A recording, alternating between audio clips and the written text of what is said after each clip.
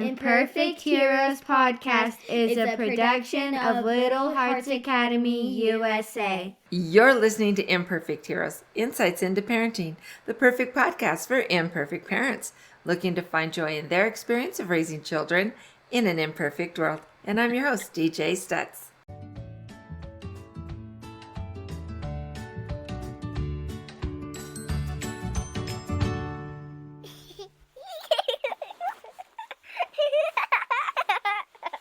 Hey everyone, I'm so excited to have you here and joining us with all the other imperfect heroes and heroines looking to provide a better life and a better relationship with their families. And so we're going to be on a great topic today with a great guest. But before we get started, I just want to remind you that you have an opportunity to get in on some coaching for yourself. So whether it's one-on-one coaching or you want to do some group coaching, all of that's available to you through the website. The link's going to be in the show notes, but you can always find us at www.littleheartsacademyusa.com, and you'll find all kinds of stuff there.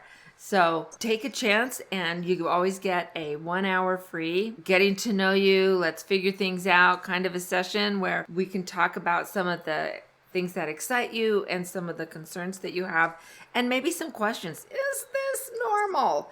I got that question so often that's kind of the question that started my coaching career, was having so many parents coming and asking me, is this normal? And so that's where we are. So let's get started on today. So my guest today is Dinalynn Rosenbush. Dinalynn, sorry. Why don't you go ahead and talk to us? I know you've got some exciting things going. You just had a great workshop that happened. And so let us know what you've got going on. Thank you. Yes, I am Dinalynn Rosenbush, and I am the creator and host of the podcast, The Language of Play. I'm a speech pathologist that decided that it was time to start a podcast because I, too, had been approached by parents with so many questions. One of the common questions that I got was, why don't my kids listen? And there's a difference when kids have a language and speech delay in their capability of listening. And in that context, we can always be sure that disobedience might not actually be disobedience. And that is what I just had my very first webinar on. So I'm learning the tech, and that's so great. And it went really well, and so well that I'm thinking I'm going to need to be doing it again. So I'm excited about that. I do not have a date yet because I just did it this week, but I'm already getting requests to do it again. So that's really fun. Well, congratulations. That's so exciting. Thank you. Today, we are actually talking a lot about letting our kids take risks and move out there. And sometimes I think when you have a child too, we're going to connect these a little bit, where you have a child that maybe doesn't hear, or you have to tell them something, or they don't turn around the minute you call them for whatever reason, you tend to maybe not allow them to take some of those risks. And then we've got parents who are just overly protective or scared to death their child's going to get hurt, get a boo-boo, whatever. But all of these are growing experiences in life, and it gives our kids more to communicate about.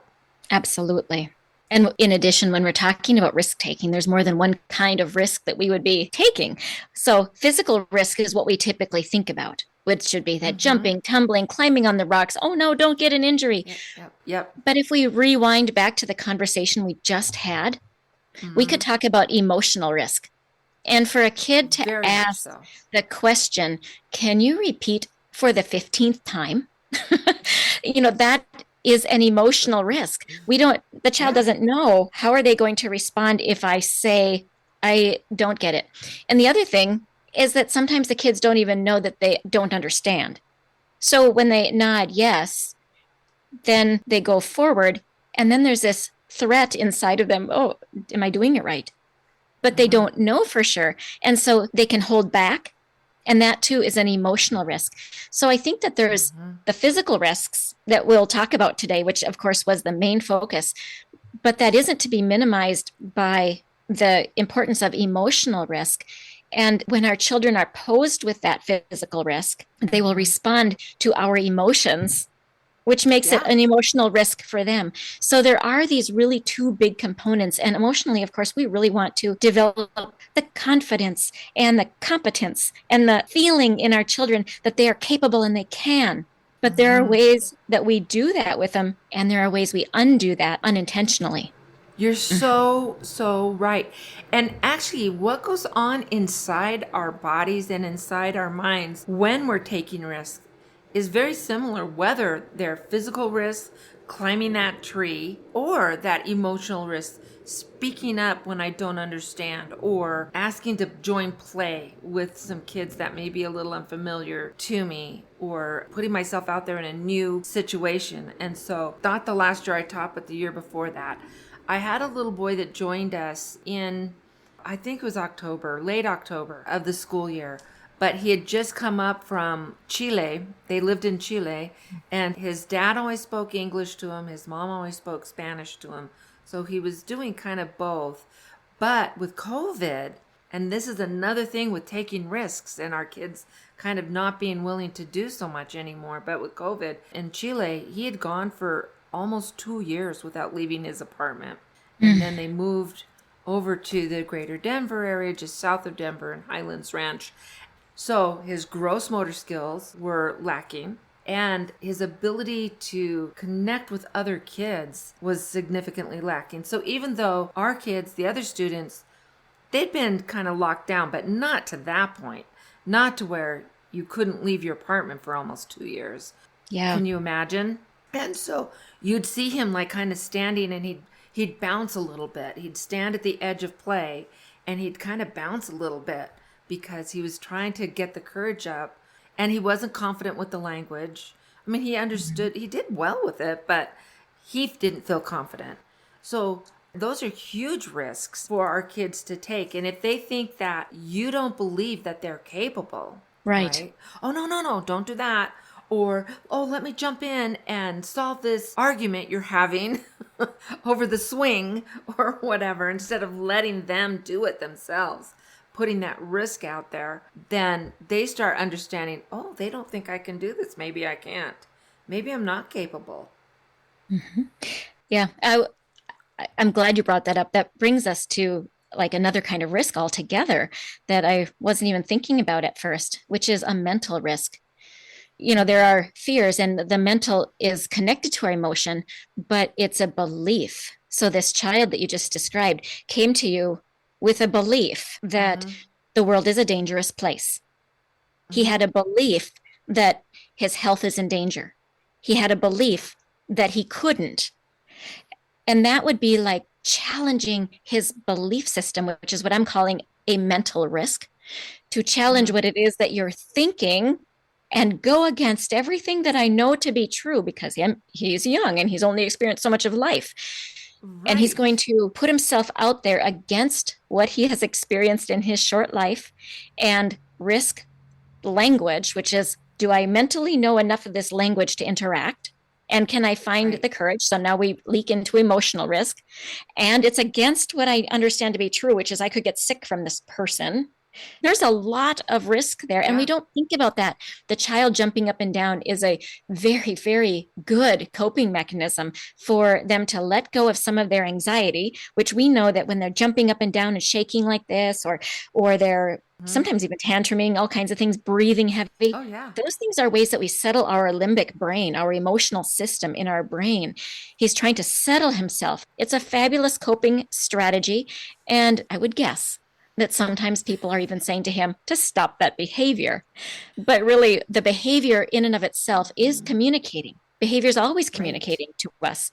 So his behavior is communicating how much anxiety he has over this mental and emotional risk position that he is put in. And I think personally that the mental emotional risk, as we dress it up for our kids unintentionally, we don't mean to put that in their face all the time, but that part of it, I think, is what stops our kids much more than any physical risk. It's that fear that they learn to have. I totally agree. And so one of the strategies that we found that really helped with this little guy, and he had a great family. He had an American-born dad, very educated. And his mom also was very educated, but in Chile. And so once they got to the United States, back to the United States, and so many more things were open and as options for him. And so they got him into things like hockey and Good. they went to a basketball game, the Nuggets, go Nuggets. And then, they were doing those things with him now that they were in the United States and they had options that were available to them that were not available to them back when they were in Chile. But another strategy that really helped with us too was being able to talk to him and say, what is your goal? Like, I see you're standing here. What is it you want to do? And so he'd kind of whisper to me, and I want to play, especially during center time. Kindergarten, we still had different center times, and we'd incorporate math into cars, and dolls and all these things. But he wanted to play cars with these boys. And I said, okay, so how are you going to do that? Instead of just saying, well, here's how you do it. When you ask them that, how do you think you're going to accomplish that then? And at first he'd be like, I don't know. Like, well, do you think you should stand here? Or, which is fine, you can do that and just watch them while you're getting used to like how they play, seeing how those dynamics work. All of that is going on in their little brain. Or when you're ready, maybe you could ask them, what would you say to ask them? Oh, so at first he would say, I don't know. And I would be like, well, think about it and let me know when you're ready. Good. And I'll stand by you while you do it, but I want you to come up with what should you say. So now you're giving them more opportunities to problem solve, to come up with those ideas on their own, and then they can validate them with you. Mm-hmm. And then we can talk about how we would put that into action. I like that you did that. And that is one very effective way, especially when a child has some command of language. And it sounds like this little boy did, because obviously it worked well for you. When we're talking about kiddos that shrug their shoulders and they don't then move forward and they don't have ideas, the thing that I think is really helpful for our kiddos to take those emotional and mental risks is to give them the actual options. So when I have kiddos and parents, when I coach parents on how to help their language or speech delayed child, and dual language is one of the types of delays that I deal with, I say to the parents, have him listen to the actual thing that he might say, and then let him choose if he's going to say it. So we get down on the floor, and then you can say, do you want to say, may I have a truck? Is that what you want to say? And then he'll nod or something. And you say, okay, let's practice once. And he looks at me or the parent, may I have a truck? And he practices it once. And then he goes over to the child, may I have a truck? And at that point, hopefully somebody will have already been able to help the other child share so that it works. Sometimes for our children that have, but with our children that have some kind of language delay or learning issue where it's just fear, maybe it's that they don't have the language. If it doesn't work like you said it at the beginning, which is absolutely great to do, then here's a step deeper to do with those kiddos that are having further trouble. Yeah. And I think too, sometimes, especially when they're not really verbal with things, but having pictures of the options, and don't overwhelm them with 50 options. 2 or 3 are good. And then you have to make sure that the options that you're offering are honestly okay with you. Sometimes I'll see parents I call it stacking, but this is the option I want you to do. Or there's this terrible, horrible thing that you can choose. And the truth is, though, they may just choose the terrible, horrible thing. And then you've got to either talk them out of it or realize, I said they could. Oh, well, okay. Yeah, so don't give them that option in the first place. Exactly. But one of the things, if we take that very thing and we think about today's topic of risk-taking, if we set our children up with a choice of 2, and one of them's a bad choice, their risk is huge, and they're learning not to take the risk. Exactly. But if we give them a choice of 2 fantastic, fine, no competition type of things, like you can play with the blocks, the balls, or the dolls, Or you can have a blue cup or a red cup. Whatever the simple choices are, to give them continuous and regular choices where there's no wrong answer and there's no better answer. And continuous choices like that helps to build their emotional strength so that they're ready to take more risks in the future.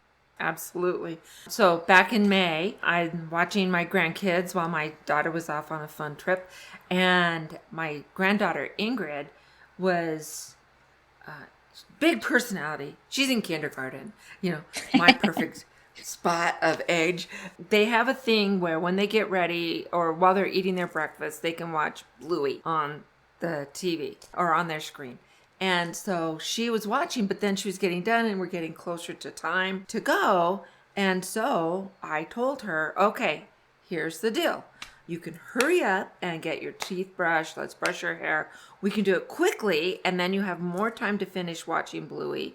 Or you can take your time, but then you were not going to have the time to watch Bluey. So yeah, that's a really good example. The choice wasn't, we'll be late to school. Right. What that does is it brings our children into where we think that they can rationalize the world beyond where we are right now, that they can understand the logic. And one of the things that we know about our children is that if we go into that logic center and trying to reason with younger children with logic, they don't have the regular capability of doing that. They may have a few logical things that surprise you and wow you, and that's true because obviously that part of the brain is there, but it's not well wired and you can't count on it. So their motivation has nothing to do. Right. It's not consistent. And their motivation has nothing to do with lateness. Their motivation has to do with this moment. And so that's a perfect example how to give the choice right now in this moment to your child so that they can choose. But like you said earlier, make sure that you are fine with either side of the choice. Exactly. Well, and then the funny thing was I left her to go help her brother with something. And then when I came back, she's just dancing and playing around and doing her thing because that's what she does. And I was like, oh, you chose not to watch Bluey. You chose to take your time. And she said, no, I want to watch Bluey. I'm like, but you were dancing. So now we don't have 5 minutes available. You can go and hurry up. We can get it done. And you'll have 2 minutes to watch Bluey if we hurry now. But I want that. Okay. So then we went up and did her hair real quick. And she got to watch a couple minutes before we headed out the door. So when you acknowledge and say, oh, this is the choice you made, and help them see that, how that works, then you're going to help them to start learning about persevering, sticking with it, making that choice, and understanding consequences. There's a ton of things that come into the learning realm with that kind of a thing. Of course. Absolutely. One of the interesting things about risk-taking is that if you use a different area, you can bolster the other areas. For example, if you go into the physical risk-taking, and kids have choices everywhere, emotional, physical, all of that, in as many choices as you can give to kids, teaches them that they have some power in the world, and it's great. But if you are dealing with risk-taking as a topic, and you decide to give your child some physical risk opportunities, and emotionally, they're a little weak, the successes that they have in the physical realm will strengthen their emotional risk-taking capability. So we want to give them all kinds of experiences where they can do those physical risk-taking things too, because we know that builds their strength physically. It builds their ability to be resilient and persevere and all of these things too. And so those skills are not made in a vacuum. It's not made in just one spot. It's made and then it spreads. So, for example, I've seen often where people that are sensitive to spinning, like if you are motion sick and you see somebody spinning, you could almost work yourself up into feeling nauseous. But the child is vigorously spinning on a swing or something, and they are loving it. But if you yourself as a parent get motion sick, it's very probable that you would want to stop your child from doing it. And the other thing that's amazingly probable is that if you stop them and say that they could get sick, it can become a mind over matter thing and they will get sick. But if we teach them, and that's one example, but many things are like that. If you're scared of heights, whatever it is you're afraid of, if you tell your child you're afraid of it, they will just learn, oh, I'm supposed to be afraid of this. And then it becomes the fear isn't always there first. Sometimes it is, but it's not always there first. We want to allow them to do balancing and tumbling and all the things, even if they get a little bit of scratches and bumps. We want them to be able to do those things in order to strengthen all of their risk-taking systems, emotionally, physically, mentally. Yeah. And it is interesting how interconnected all of that is. And with things like going out and letting them climb on top of the playhouse. And if you are more nervous, you're not going to say, oh, be careful, be careful. You might just quietly walk toward that area and be there in case there's a tumble. And maybe you can grab them, but you're not scaring them by it. You're just kind of, oh, let's see what you're doing. How you coming up there? And how does that feel when you're up there? And I love that phrase. How does that feel when you're there? That's fabulous. Yeah. And giving them that chance to feel that exhilaration. And what happens then is, a couple of months ago, we were talking about on the podcast perseverance and sticking to it and not giving up. But if they have these opportunities of climbing that tree, climbing's a big thing for these little guys, but doing some of these things and succeeding in it, that's going to increase their opportunities and the likelihood that they're going to persevere when things become challenging. Oh, you've got this.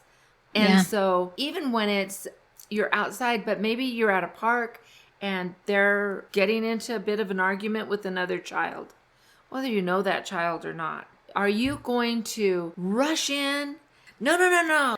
But maybe step back and say, wow, it's going to be interesting to see how you work this out. And again, it can be, you're not rushing over. You might be calmly and quietly, like you're meandering in the general area. If you think it's going to become something like a physical altercation or whatever.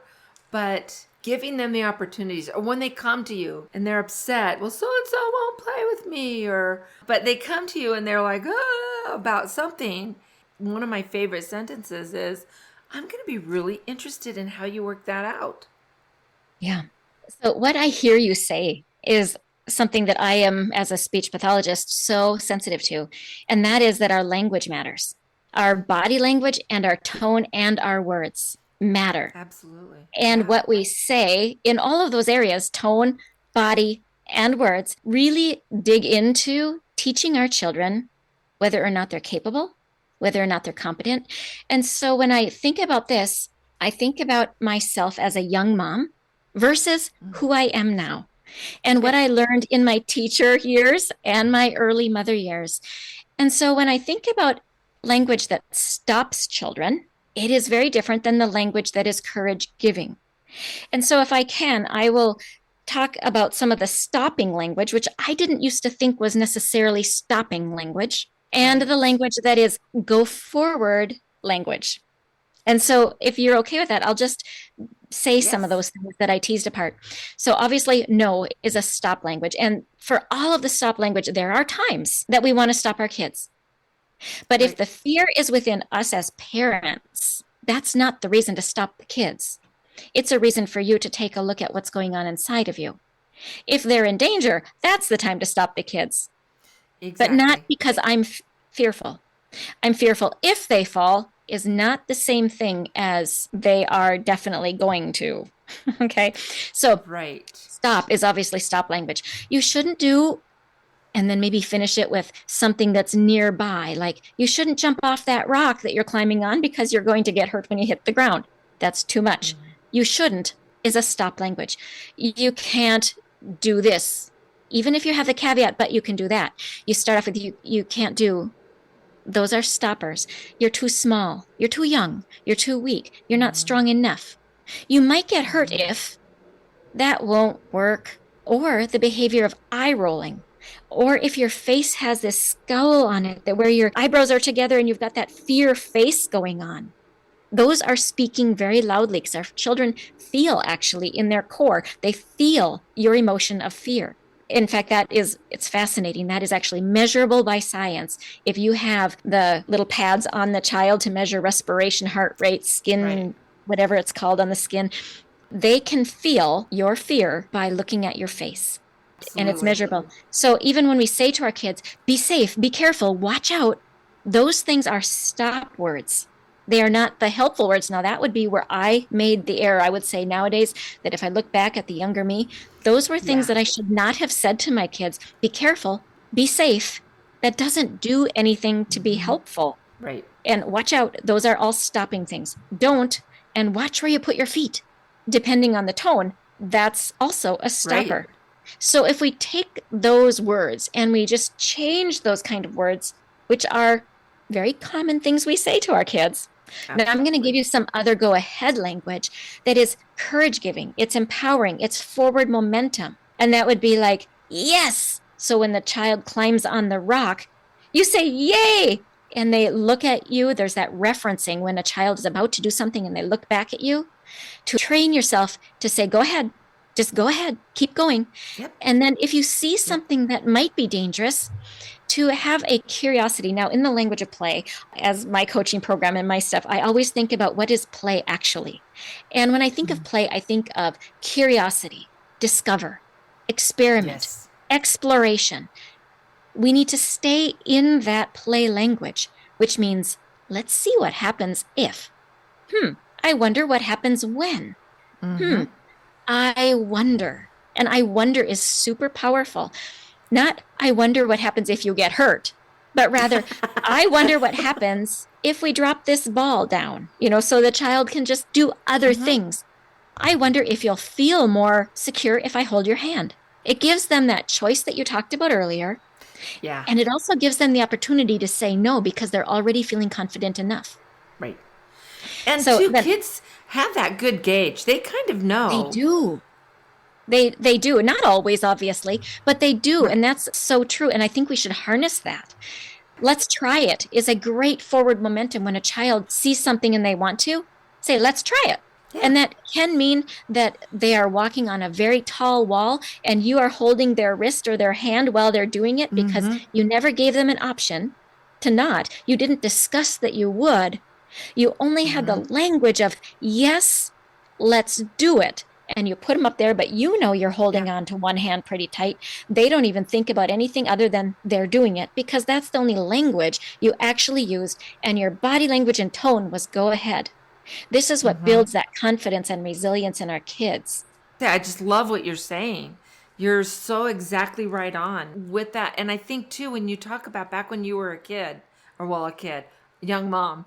Young mom. Yeah, when I had kids. Yes. But I look back as, I wish that I had the experience and the understanding and all of that I have now. And to be able to look back and say, that's okay for them to do that. This other thing that you're not concerned is a big deal. Sometimes it's like that. Yeah. Yeah. And then when the children do feel hesitant because they've gotten hurt, some of the forward momentum language we can add to it is, let's do it again together. Or, oops, to minimize it when they fall down. Let's just try it again. Or, darn, do you want help? Or do you want to do it yourself? Or do you want me to hold your hand? These, again, are forward momentum to keep them going. And if they really shut down on you, how will we do it next time? To get their mind in the idea that there's going to be a next time. And I will add also, I just love your words. How does it feel when you're up there? So if a child is dancing on the rocks, in fact, I just put out a podcast episode that was a story about a family where my daughter was actually babysitting and there were some kids on a rock, and the father came up at the time that some of these kids were on this rock. And as soon as the dad walked up, one of the children got all of a sudden scared and frozen, like he was needing somebody. And then he needed his dad to hold his hand in order to get down. The kids were about 2 or 3 years old, so they were small, but the rocks weren't any bigger than basketballs. Oh, wow. So if he had fallen, it wouldn't have been super far, but he might have gotten some skinned knees or something like that. But he was very trained that he's not capable And so as soon as he saw his parent, he suddenly became not capable. And these are those internal messages we never intend to send, but our own fears as parents, where we really want the best for our kids, we really want them to do well. Sometimes that can bubble over and teach them fear instead of actually, like the dad was saying, watch where you put your feet. The dad meant well. He totally meant well, but what he said wasn't helpful, and he didn't know that it wasn't helpful. Well, and it kind of feeds back into, we've all seen the phenomenon where a little kid will fall down on the playground or wherever. And the first thing they do is look up to see, is mom or dad rushing? Oh no, are you okay? Or, wow, are you all right there? Yeah. And depending on the parent's reaction will depend on whether the child's going to cry and be upset or not. Exactly. Because that kind of fear is trained. It's a culturally learned. Now, not all fear. If you hear a dog bark or something like that and you're startled is going to make a child fearful. You know, I mean, some fear is absolutely normal. My grandson was at it was a nature center, and there was a place in the floor where it was just glass and you could look into a hole where you have these snakes and all these other things that were not alive, but it was something that when he stepped on it, he could see through it. So he was scared. That is a legitimate, good fear for a child of his age at that time. I think it was about 1.5. So he was walking, but he wasn't, so he came right up to that and he just froze. Now, I was there with him just a couple months ago. So he had been at that point 2.5, a little more than that. And he went over to it and he put one foot on it first and stomped with the extra foot while he was standing firm on the foot on the floor. And then he tested it, and then he walked on it and he says, look at me, and he jumps on it. Now that is the building of courage. His fear was overcame, and he noticed that we were not afraid. He saw us standing on it, and then pretty soon he decided to try. Fear controls us. We sure saw a lot of that with COVID. And we fear people's judgment. We can fear getting sick. We can fear getting hurt. But fear is not our friend, and we really don't teach our children as well as we could if we allow fear to be their boss. Right. It's that thing, well, what if something might happen? But what if it doesn't? Or vice versa. If we live in the what if, we won't be living our life. You are so right.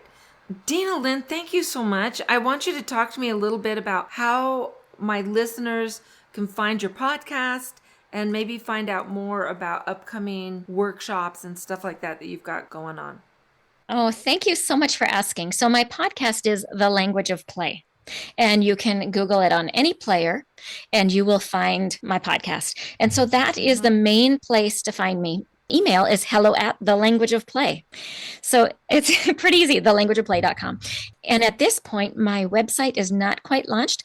So all information is in my show notes as webinars will happen. But yeah, it's been really fun. It takes some work. It takes some practice. And it does. And through there, taking risk. It is. And so I feel like I have maxed out some of my risk taking and doing an awful lot of things.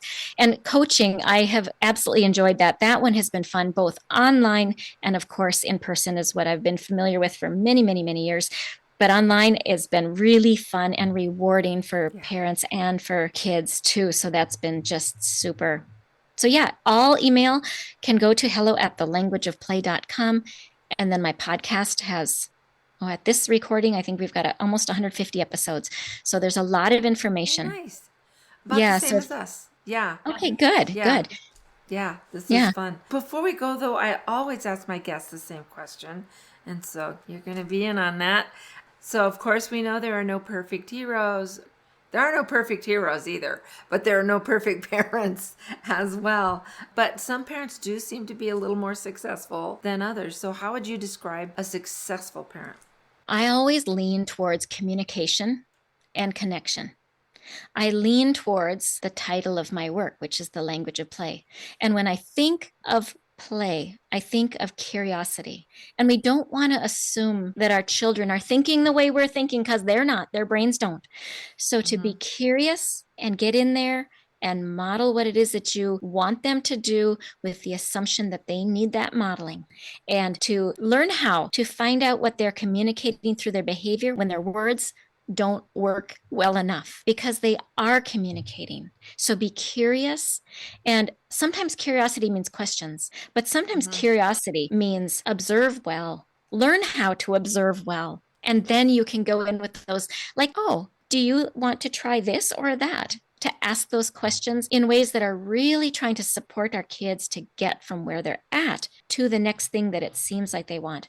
So that successful parent I would describe as being a curious observer of their child and to relate deeply in that communication. Yeah. To me, curiosity is so key to so much of what we do as parents, what we do as teachers, and what we do as children. That's all just so important to be curious. And Absolutely. yeah, for sure. Well, Dinalynn, thank you so much for spending this time with us. I really appreciate it.